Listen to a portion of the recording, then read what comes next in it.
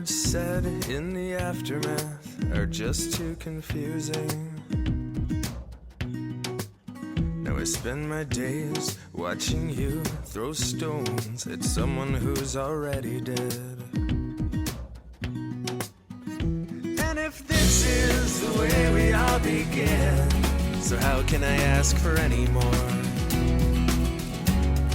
Hello, and welcome to another episode of The Stages of Minnesota. This episode is sponsored by Exposed Brick Theater's Through Our Eyes 2 New Play Festival. We'll be telling you more about the festival a little later in the show. First, I want to introduce a new program here at The Stages of Minnesota. As a reviewer, I generally receive 2 tickets for the shows I'm going to review. One for me and one for my plus one. Since I spend 95% of my free time on things related to the Stages of Minnesota, it's important that when I'm at a show, I can incorporate time with my family and friends into that experience. But from time to time, no one is available to go to a show, or someone cancels at the last minute. Rather than let that ticket go unused, I'm starting the Stages of Minnesota Plus One Club. These tickets are free and open to anyone who is interested in attending a show with me. Whether you're involved with theater or just a fan, whether we know each other or we've never met, I'm looking forward to meeting my viewers and sharing a show with them. The only ask is that you consent to a photo, and I'd appreciate a post on your social media accounts for the theaters that gave us the tickets and the shows we're seeing. I'll warn you, these available plus ones come in streaks. Sometimes every show that week is available. Other times, there's a long time between unused plus ones.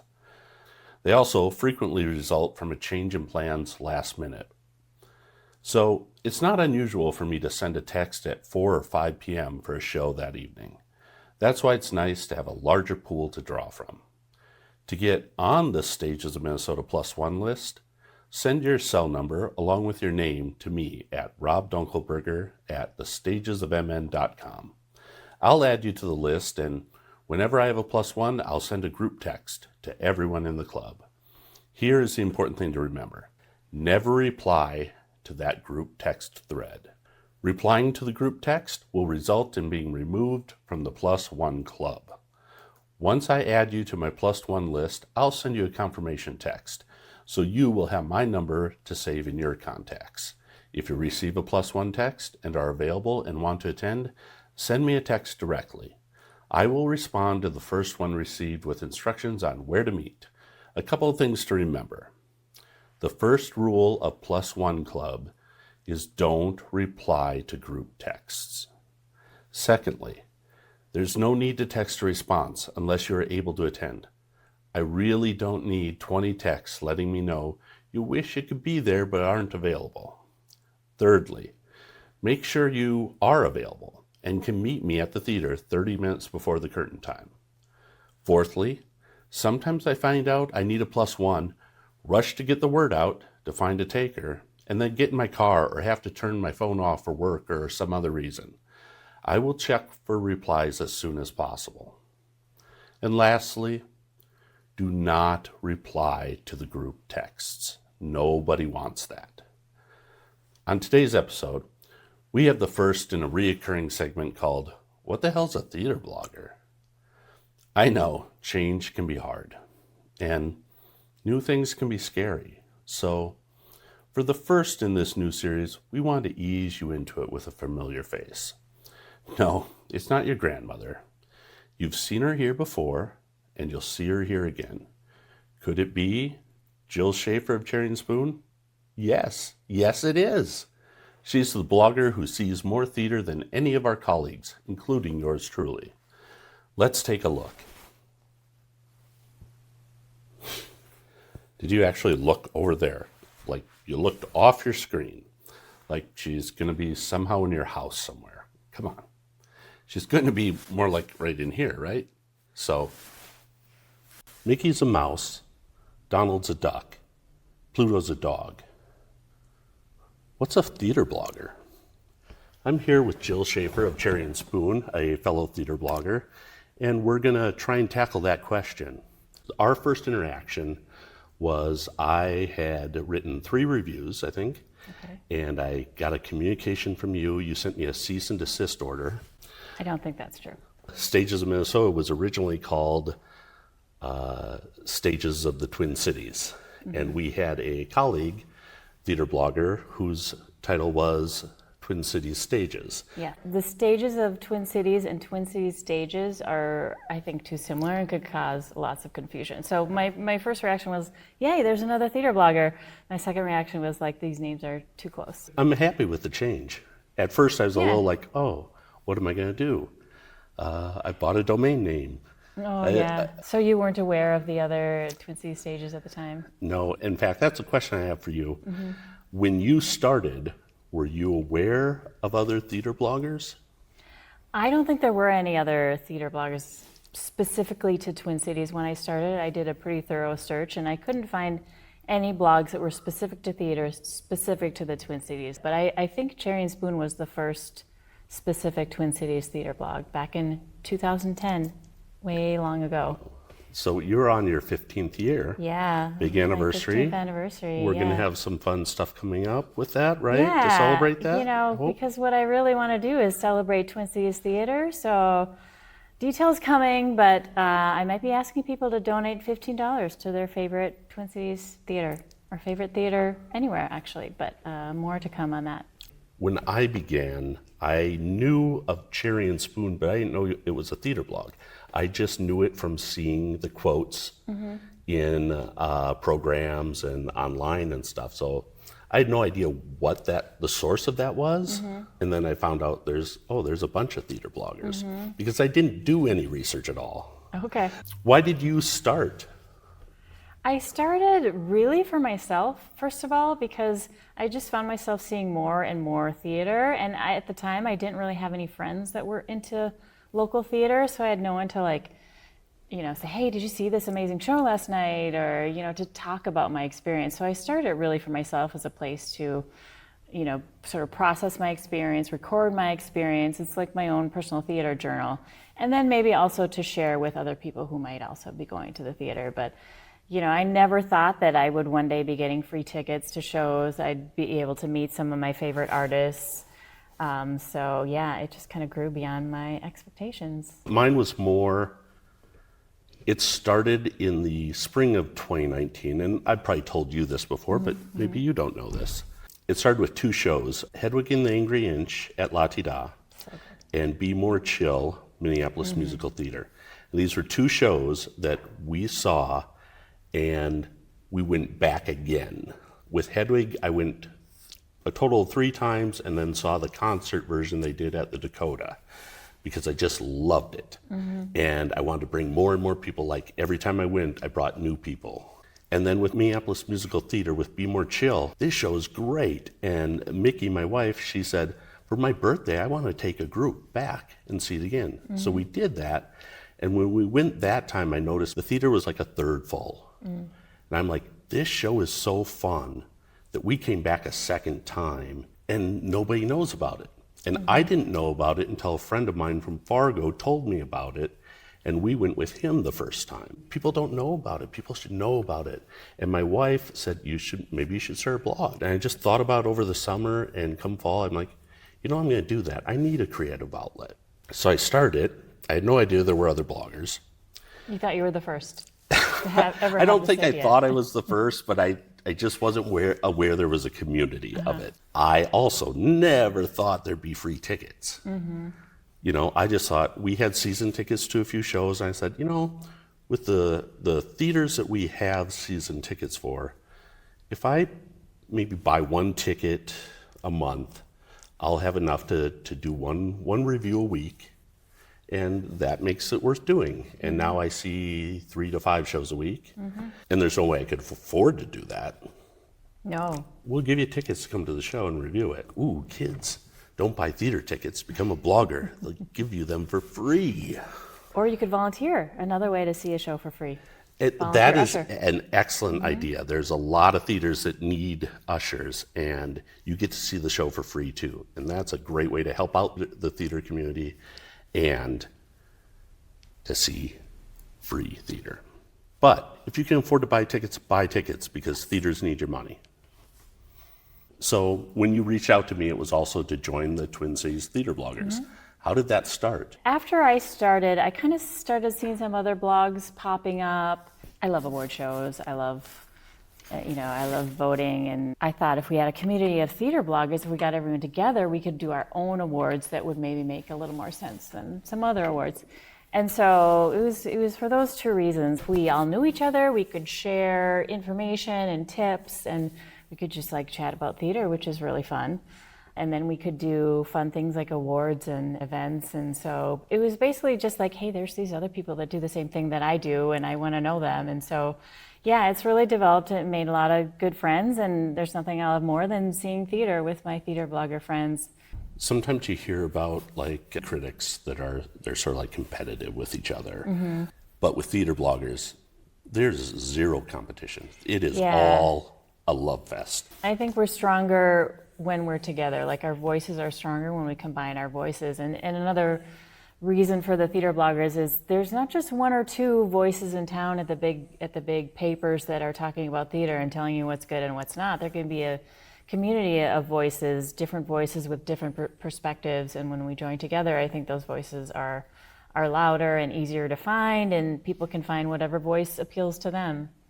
The one thing that really helped me when I started and hooked up with you guys was there were these resources and this experience. Mm-hmm. You had contacts for all the theaters, because once I realized, if I want to see something, I can reach out and probably get tickets to review the show. And having those contacts at the beginning was key to ramping me up into that. Our awards, the first year that I was a member, I realized I'm going to have to step up my game if I'm going to have a voice that I feel matters in the awards. I need to have seen things. I want to vote for the thing that was the best. And so I have to see everything. Well, we both know you can't see everything. You can't. It's impossible. You and I have tried. Have you been watching the Mickey Mouse Club lately? I've not. What is the best thing about being a theater blogger? The best thing about being a theater blogger, I think, is the community, and the community of theater bloggers and just the larger Twin Cities theater community. And to be a part of that community is really rewarding. And to know that, we have so many artists who come up to us and thank us for what we do. And so to know that what we do matters is really rewarding. There is something about that when a total stranger comes up to you at a theater and says, "Are you? Oh, I really like to read your reviews. That's why we go to certain shows." Yeah. You do this in a vacuum, more or less. Right. Every once in a while you're like, I'm exhausted. I've been at the theater 5 nights this week. Is this worth it? And then something like that happens and goes, yeah, that's absolutely worth it. If I sold one additional ticket to a show that I thought was great, it's worth it, because you know what? If I thought it was great and they went and thought it was great, they're more likely to go to the theater again. And that's why I do this, is to get people exposed to theater, hopefully good theater, which leads me to my next question. If you don't like a show, how do you handle that? I just try to be honest and maybe, be more descriptive about it. Maybe point out something I did like. I sometimes say, like, this is not really my kind of show, but I see what the artists were doing and they did a good job at it. It just didn't appeal to me for whatever reason. Honestly say what my experience was. Maybe I didn't like it. Maybe somebody else would like it. I don't know if you'll ever write a negative review, something that people go, oh, she wrote a bad review for that show. I will write one. I don't very often. And when I do like you do. I try and here's what was positive and here's what was negative. And when I first started it, my wife was really mad at me the first bad review I wrote. She's like, they're trying really hard. I said, I know they are, but I'm writing for people, and if they think I'm recommending, they see this show and they don't like it, maybe they don't go to the next show that comes along that sounds interesting. So I need to let them know, probably skip this one. And I'm never gonna lie and tell people to go see a show that I didn't like. I'm never gonna say I liked a show that I didn't like, but I think it's about more than just did I like it or did I not like it. There's a lot of other factors involved, and and just, giving more of a description of my experience with it. Right. Yeah. And a description of this is what the show is, because tastes are different. Exactly. And I think our readers, the more they read us, the more they get to know what our tastes are and how they align with them. Yep. And that guides them. And yes, my new slogan is Minnesota Honest Reviews. I think maybe my first negative review was a little harsher, although I don't think it was mean. We've spoken with people at theaters before. They're like, boy, you didn't like that show, did you? I said, no, but I think you probably knew it wasn't that great, didn't you? Sometimes when you're creating a film or a play or whatever it is, you don't know till you're so far down the road that something's not clicking here. Something's just not working. But everybody does the best they can and makes it the best experience they can. And, so you do want to pick out those things and say, the lighting was fantastic. I just wish what they were lighting I'd liked, or something. So what's the biggest challenge? The biggest challenge is I can't see everything I want to see. Like you said, we're at the theater 3 to 5 nights a week, and there's still shows that I just don't have time to see. So, and I'm just talking about like professional local theater. There's so many great community theaters. There's so many great theaters in outstate Minnesota. There's dance. There's improv.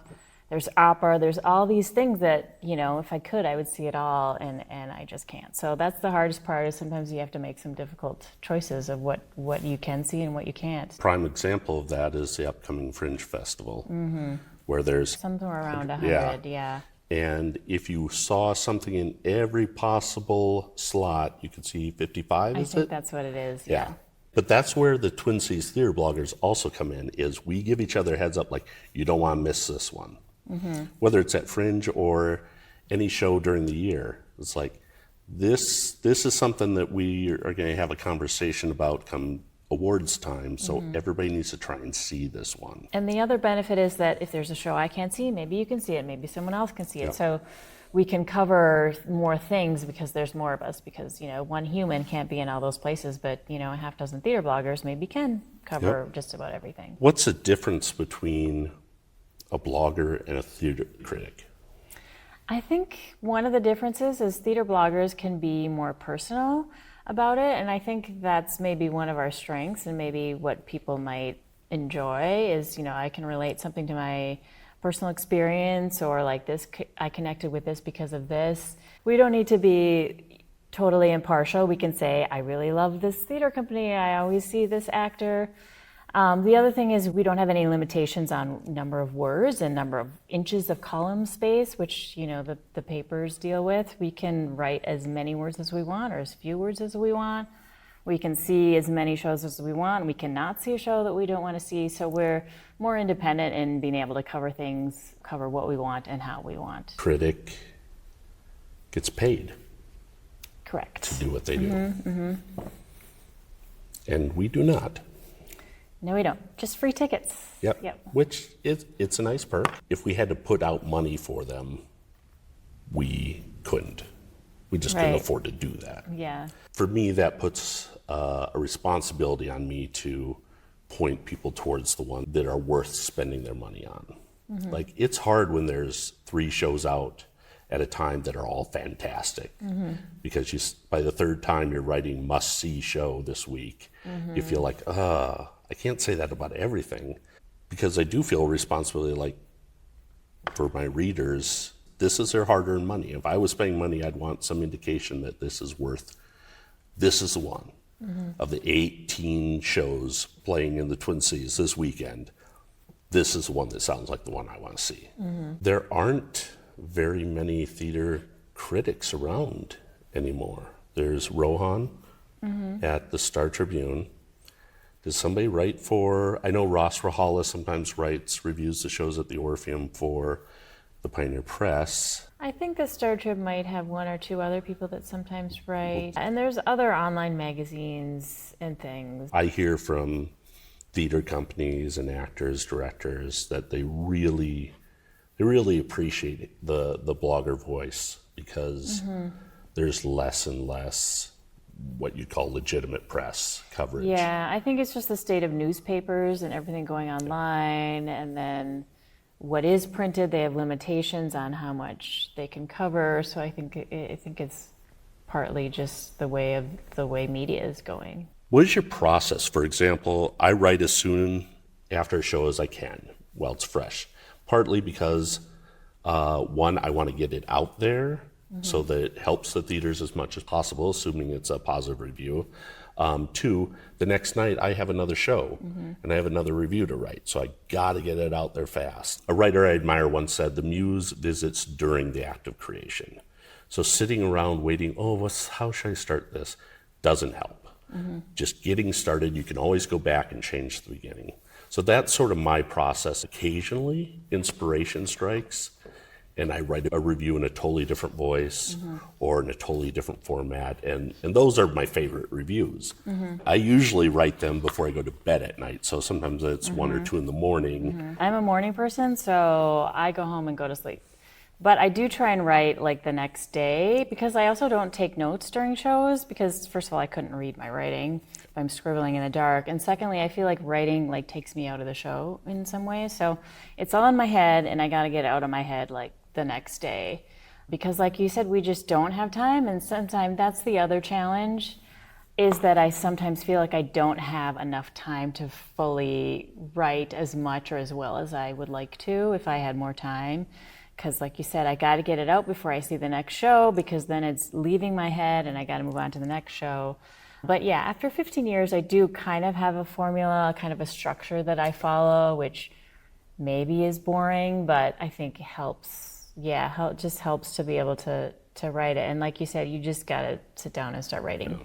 Don't have the luxury to wait. I see a show that I love so much, and I find that night I don't have the words. And it almost crushes me, because if I do have the right words, if it is that night where I'm just like, I'm fired up about it and it's on, it's my favorite review. I hate it when a show that's one of my favorite of the year, I feel like the review lets it down. Yeah, and that happens. There's in time, right? It's not always related to like, maybe I really love the show, but I just, for whatever reason, like you said, can't find the words to express that. My least favorite reviews to write are shows that are good. They're just kind of in the middle. Yeah. Yeah. I mean, when we write 200 reviews a year, they're not all going to be good. Right. I mean, part of the reason we go to so many shows is you're always in fear of that one that gets away. That great show you hear about next week that closed that was fantastic. So bloggers wear pants and drive cars, but they're not critics. Gee, that's weird. What the hell is a theater blogger? Well, Jill, thanks for talking with me. Yeah, thanks for having me Yeah. on your YouTube show. This is great, yeah. Exposed Brick Theater is a Twin Cities-based theater company that centers the narratives and experiences of BIPOC artists and communities. Their mission is to tell untold stories, center omitted narratives, and create art at the intersection of identities, with a goal to change the canon of theater one story at a time. The Through Our Eyes 2 New Play Festival is a 3-week culmination of the 2024-2025 Through Our Eyes playwriting cohort. For the past year, 6 Twin Cities playwrights have been developing new scripts as part of the cohort and mentorship program. 5 of these plays will be featured as part of the festival. The first 2 weeks of the festival, from September 19th through the 28th, will feature 2 plays performed back-to-back at Open Eye Theater in Minneapolis. The first is Burn and Dash by Sunny Tao. Burn and Dash takes place alternately in the back of a van and the forest of a village, and explores the deep friendship 2 girls form in the shadow of bride kidnapping. The playwright was inspired by bride kidnapping, which is a traditional Hmong way of getting married that is less common today but still happens. The second play is Quince Nyarha by Myra Gurala Cauldron. Quince Nyarha is a traditional celebration in Latin America cultures that marks a girl's 15th birthday. In the play, a young girl faces long-buried secrets as she prepares for this celebration, exploring themes of motherhood, grief, queerness, and discovery.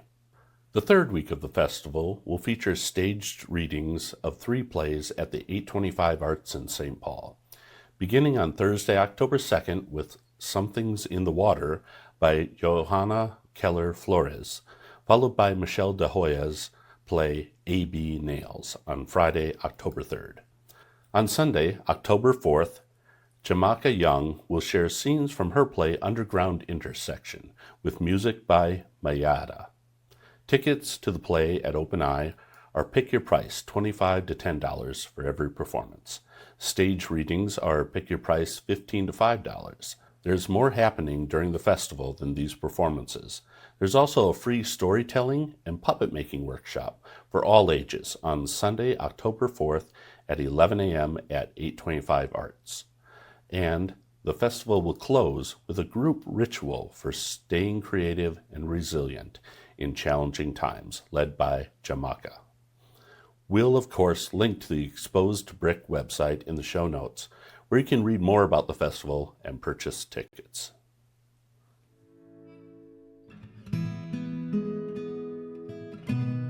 Whether it moves me to cheers or tears, puts me to sleep, or gets me up on my feet, these are my Minnesota Honest Reviews. Truthful, but not hurtful. Bless me, Father, for I have sinned. It's been 2 weeks since my last review. Go on, my son. First, I laughed at inappropriate things when I attended the new show Hypocalypse Now at Brave New Workshop. The cast features Lauren Anderson, Denzel Boleyn, Isabella Dunseith, Doug Nethercott, and Taj Ruler. You couldn't ask for a better cast. The script, aside from a fart sketch that wears out its welcome almost immediately, is very funny. So why did I leave the theater a little depressed? Maybe I picked the wrong week to go off my antidepressant.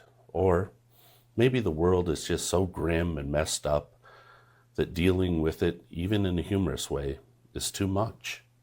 For many of us, the coping mechanism right now, as our country positions itself to become the evil empire of the 21st century, is to tune out, not watch the news, not read any further than the headlines, which alone are enough to make Mother Teresa swear. Why you? Sorry, Father. The saying, "It's funny because it's true," is spot on. The problem is, "It's scary because it's true" is equally accurate. It's cathartic to laugh about the things that scare us. But when we've been repressing those things, once the laughter stops, we're left staring into the face of those scary truths we were ignoring. I'm not advocating the strategy of ignoring difficult things. Like most coping mechanisms, I don't think that's a very healthy way to navigate the world in general. But the reality is that sometimes we do the easier thing, hopefully, in order to replenish our inner strength, in order to take arms against a sea of troubles, and by opposing, end them. Oh, get on with it. Sorry, Father. The sketches that really work, like the one that parodies the old Schoolhouse Rock short, "I'm Just a Bill," about the big, beautiful bill, succeed because they point out the hypocrisies of those who passed it. There's a sketch involving the White House press secretary that kills with the audience. Again, because the comic caricature of Caroline Leavitt isn't much of a caricature. As outrageous as it is, it's funny because of how true it is. The game show sketch called This or That perfectly distills what is wrong with the percentage of this country's population, a far too large a percentage. My favorite skit involves Lauren Anderson as a bear. I know, you'd think it would be Doug Nethercott, explaining to a member of the MAGA cult how, when you read something on the internet, you should click 2 more times to get closer to the truth. It's a great skit because it uses the examples that I, and the other humans with a sliver of common sense, are incredulous that anyone could possibly believe. But it also reminds us that far too many of our fellow citizens will believe any insane thing they are told, while also ignoring every fact or refuse to use logic of any kind to come to any conclusions that don't agree with what they wish was true. Hypocalypse Now is very funny, but if you're currently in the head in the sand stage of coping with life, be aware of the dangers inherent in this show. In order to laugh at something, we need to acknowledge it first. And some of you may not be ready for that.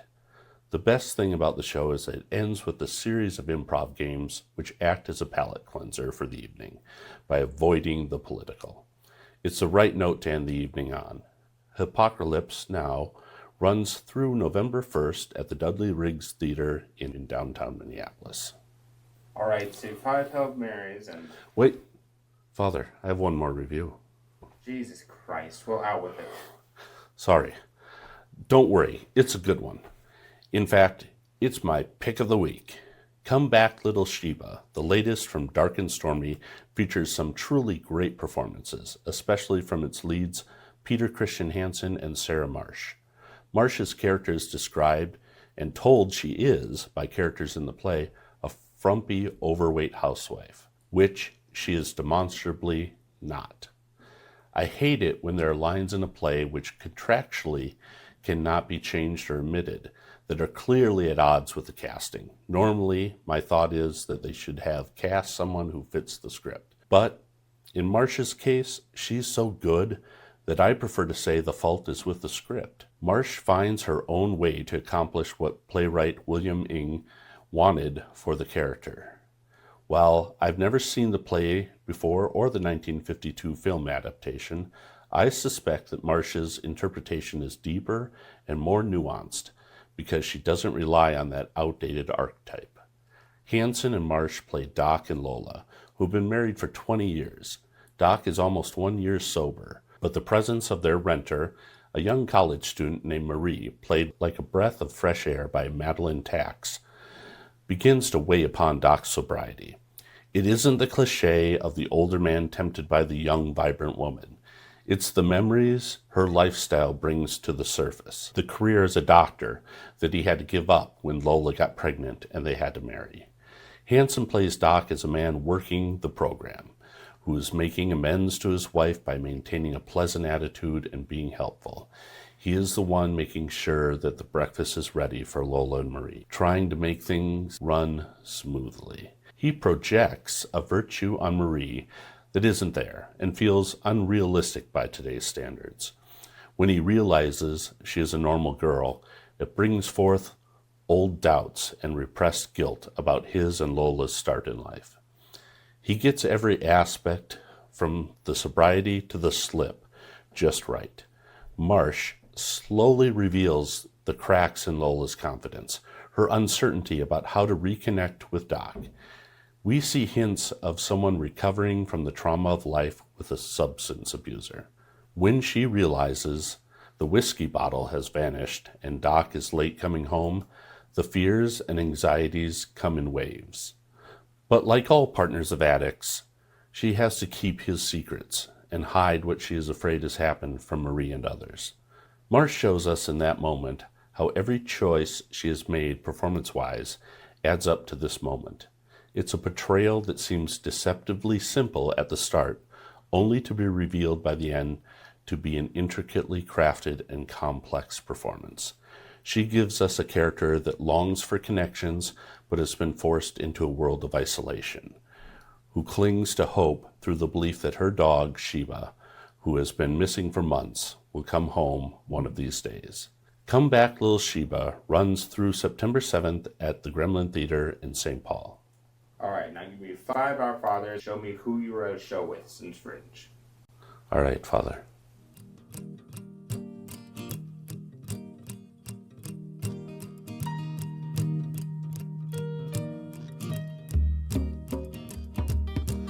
Do I really have to go? Hard pressed to find a reason to brave the cold. So warm inside your cabin, give me just another moment.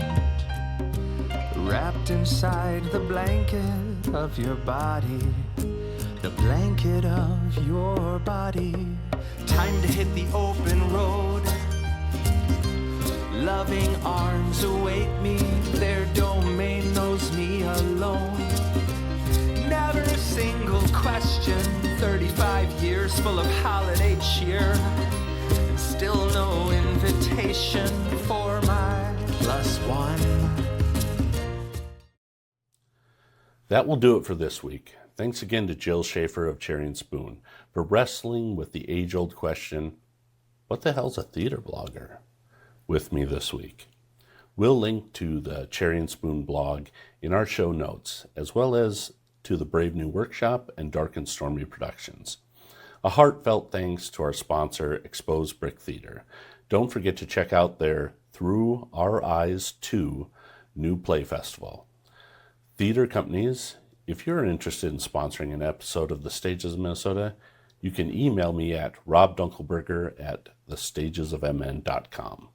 That's also where viewers can reach me if you have comments, questions, suggestions of topics you'd like to see covered, or want to join the Stages of Minnesota +1 Club. If you see me out at a show, or anywhere really, don't be shy, say hi. Let's get a photo together and put you on the Stages of Minnesota. Next week, we'll have an interview with Shushma Saha, one of the stars of Theater Moo's upcoming world premiere, Maybe You Could Love Me, which opens September 13th. Thanks as always to Ryan Lee for the generous use of his music. Every note of music used on the Stages of Minnesota comes from his albums, which you can find at ryanlee.bandcamp.com.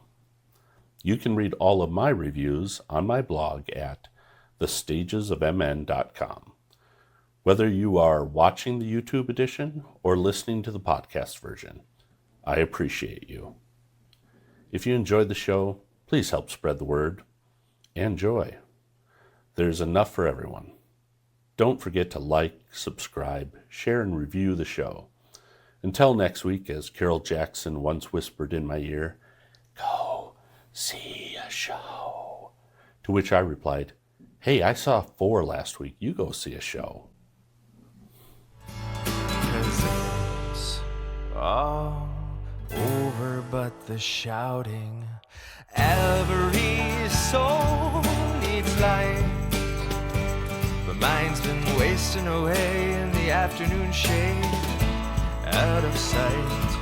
And I am not the pure and perfect one, but my branches are still bent toward the sun.